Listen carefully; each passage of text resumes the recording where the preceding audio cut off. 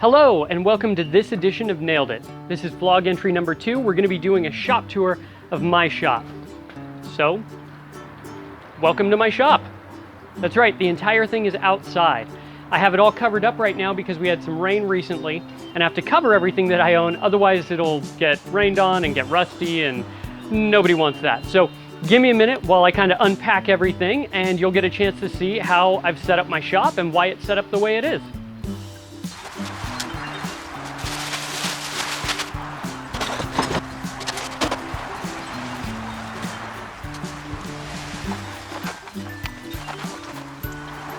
All right, nothing to it. Let me start by saying my wife and I don't own a home. She and I both live here on one income. She's actually an intern and not being paid right now while she's working at the hospital, and that's the reason for a small shop. And I also don't have a garage that I could put all my tools in. And here's where I kind of want to make my first point.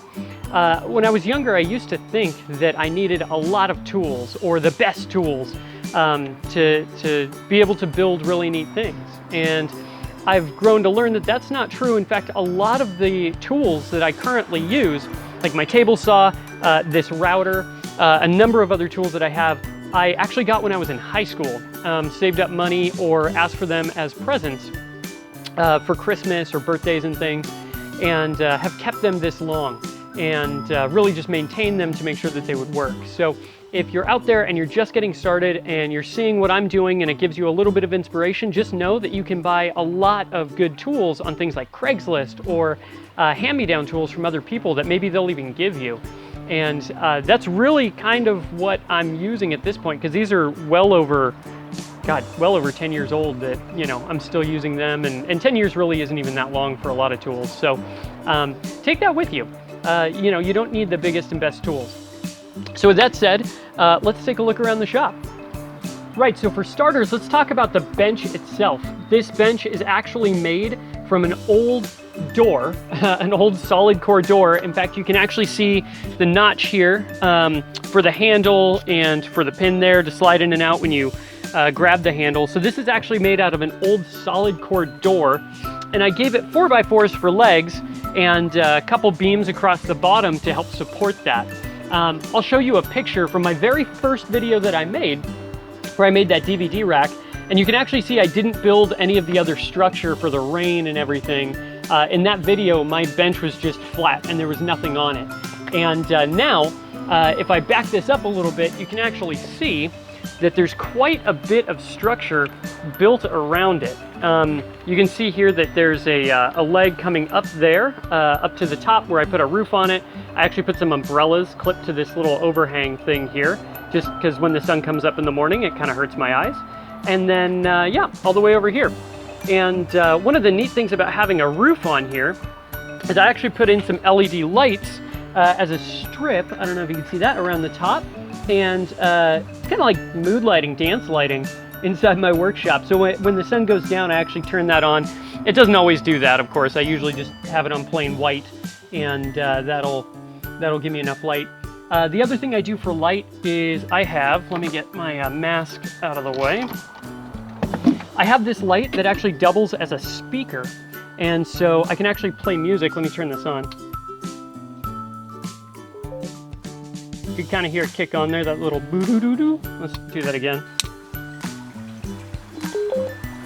And yeah, and so I use that as a Bluetooth speaker while I'm working out here. And you can kind of see how I've set this up. I have a whole bunch of like paint, lacquer, all kinds of different things up top here. I've got sandpaper towards the back corner. I don't even know if you can see that. Circular saw, different things like that. And then you come down here, I've got my glue, a couple bits in the back there, some fasteners, some different things. And then down here, I've got like my polyurethane, some wax and some hand tools and things, my glue. Now, one thing I do is I actually buy the big gallon of glue and just refill this little bottle over and over again. And that saves me a little bit of money instead of buying these little ones all the time. I bought the big gallon and just refill that, and it seems to work out pretty well. All right, let's see what else we got here. My oscillating spindle sander and my super sweet shades that I wear when I'm working. And I have more LEDs in here, and I don't even know what I'm gonna do with those. I got these for some reason. Oh, for a desk. I was building a desk that was gonna have underlighting and decided not to do that. I'm actually gonna be building a brand new desk in the near future, so I'm gonna videotape that as well. Maybe I'll use these as underlighting on my new desk. I don't know. We'll find out. Whatever I feel like doing at the time. And let's see, so I've got my drill in here. I keep that bagged up. That is a newer tool that I bought recently, more recently. I probably bought that 6 months ago because my drill actually died. My little hand drill actually completely died. And so I had to go in and get a new one. Luckily, there was a deal going on. I actually waited till I could get like a coupon or a deal, and this seemed to work out pretty well, so I'm happy with that. I've got my my joiner here, Grizzly joiner. I actually ruined the blade on this with my current project, and I'm gonna show you my current project. I actually have a client who asked me to make a reception desk for them. I'll show you that in a little bit, but the reception desk is made out of reclaimed wood. It had nails in it, and I pulled all the nails out, but I missed one, and I completely jacked up the blade on this thing, so I'm gonna have to replace that. What else we got back here? You can see my bandsaw and a couple other things over here. But here's a side view. Maybe you could see from a side view what this thing kind of looks like. You know, like any other bench, I've got some storage down below. We could probably take a look down here. Lots of wood storage, mostly plywood, you can kind of see down there. And then I've got my bucket of tools hanging here. My bucket of tools is just things like drill bits and you know, wrenches and different things. You can kind of see that it's just a bucket full of tools. My router table, I enjoy this a lot.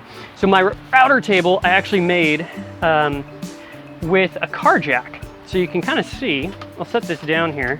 Let me adjust that. There we are. So you can kind of see, or maybe I should get on this side.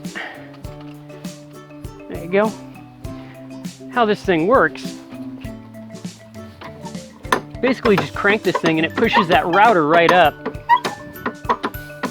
And of course the other way goes the other way. And this seems to work really, really well for my router table to adjust that up and down, because I really didn't have anything or any money for a good router table. So I made this one and found this on Craigslist for $20. Somebody didn't want this anymore. Brought it home, made this little shelf, secured it down with a little bit of wood around it, and it works perfect for pushing my plunge router up and down. So if you have a plunge router at home and you can't afford you know, a table, you can build your own table, and this thing only costs 20 bucks. It's really worked out very well for me. One thing, let's get this back up here, that I would like to get rid of in the near future is my table saw. I've had this table saw since I was in high school, and it's very small. It's a little carpenter saw, and I would like to get something bigger in the future. Certainly with something that has a better rip fence than this piece of junk. This thing, I mean, you can't square it to save your life, and it moves and everything. So I would like to get a different table saw at some point, something that's a little higher end than this. But I'll tell you what, I've made every single one of my projects through this thing so far, and you kind of learn to cope with it as you build and do things. It makes you a little bit more creative when you have to work around things like that to try and fix those problems. Bo, stop that. What are you doing out here? Are you eating grass again? That's our puppy. Hi, Bo. His name's Bo. Hi. Oh, thank you. He's very sweet and cuddly. Hi. Yeah, I know. Come on. Come on. And that's it.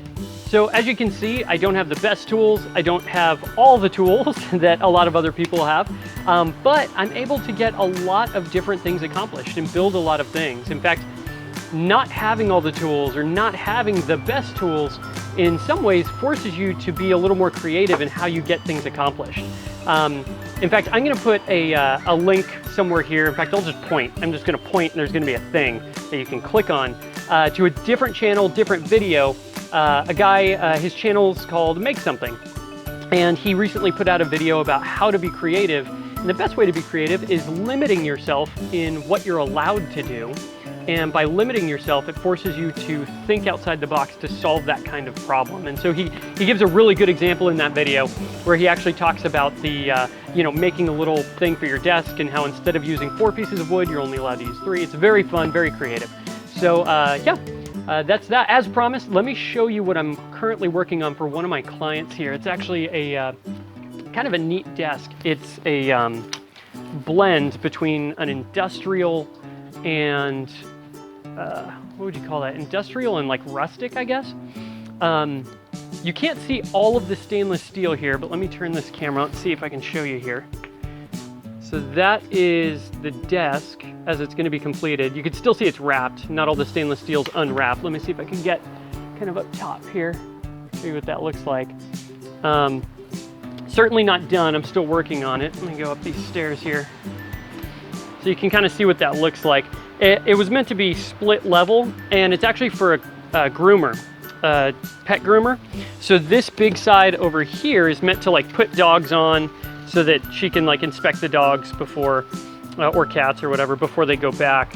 And you can kind of see it's all just pallet wood. This is that reclaimed wood I was talking about. You can see all the nail holes and everything that's in there. And unfortunately, I missed one of those nails when I was putting it through my joiner to kind of smooth up the faces, and it just completely chewed up my blade. Now it's not finished on this side. You can kind of see underneath, it's gonna have a oak finish underneath, and then you can kind of see I was gonna do oak right here, and she'll put her computer monitor and keyboard and stuff on here, and then the rest will be for display. It'll look really nice and shiny and everything. Once I kind of open that up, and you could see all the different, that's a little dirty there. You could see all the stainless steel. Now, I didn't make this stainless steel. I actually had it done at a fabrication shop for me. It's very, very thin, ultra thin, and I made plywood boxes to sit inside of these. Yeah, and that's that. Kind of cool, kind of funky looking. Let me get one more good shot of it here so you guys can see it. I think right here is probably the best shot I'm gonna get of it. Maybe if I go up high, you can see that pretty well. And yeah, I think that's it. That's really all I have to show you. And my next project video, I'm actually working on a Bluetooth speaker box, doing all the wiring and everything myself.